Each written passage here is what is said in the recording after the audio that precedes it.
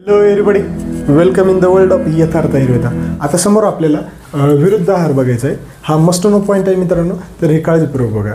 हेच विरुद्ध आहार तुम्हाला चरक सूत्रस्थान घ्यायचे मित्रांनो. तर बघूया. तर त्याच्यामध्ये पहिलं सांगितलेलं आहे की देश विरुद्ध. आता देश विरुद्ध जर बघितलं मित्रांनो, तर जांगल देशामध्ये वृक्ष आणि तीक्ष्ण अन्न सेवन करणे, अनुपदेशामध्ये शीत आणि स्निग्ध द्रव्य सेवन करणे हे देश विरुद्ध आहेत. त्याच्यानंतर नेक्स्ट त्यांनी सांगितलेले काल विरुद्ध. आता हे काल, याच्यामध्ये कालांचं हे केलेलं आहे.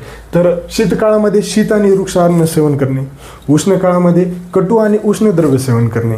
त्याच्यानंतर अशा पद्धतीचा हा काल विरुद्ध झालेला आहे. त्याच्यानंतर नेक्स्ट सांगितलेले अग्निविरुद्ध. आता अग्नी, आपल्या शरीरामध्ये 4 प्रकारच्या जठर अग्नी असतात: सम, मंद, तीक्ष्ण आणि विषम. तर या 4 प्रकारच्या अग्निविरुद्ध जर अन्न आपण सेवन केले तर ते कोष्ठ विरुद्ध असतो मित्रांनो. तर अग्निविरुद्ध असते.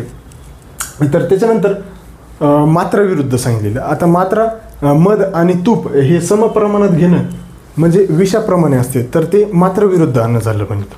त्याच्यानंतर सातम्या विरुद्ध सांगितलेली. आता ज्या व्यक्तीला कटुरस आणि उष्णवीर्य हे अनुकूल झालेले आहेत, तशा व्यक्तींना आपण मधुर द्रव्य आणि शीत द्रव्यांचं सेवन केलं तर ते 7मे विरुद्ध होतो मित्रांनो.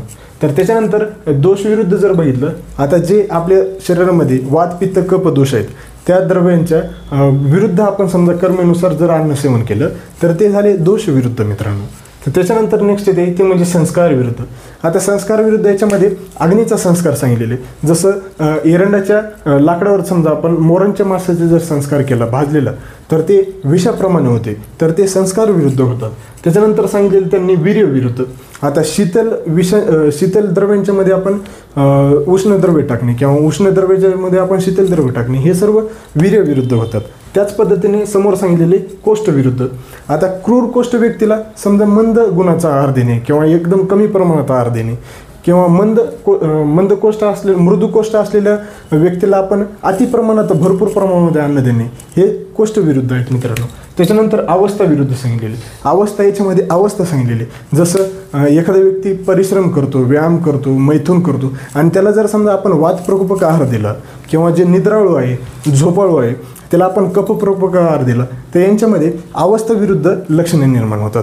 तर अशा पद्धतीने नेक्स्ट त्यांनी सांगितलेले क्रम विरुद्ध. आता याच्यामध्ये क्रम सांगितलेले मित्रांनो.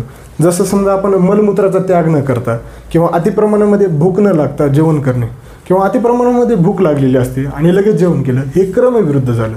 तर हे क्रमविरुद्ध सांगितलेले. त्याच्यानंतर परिहार. Thank you very much.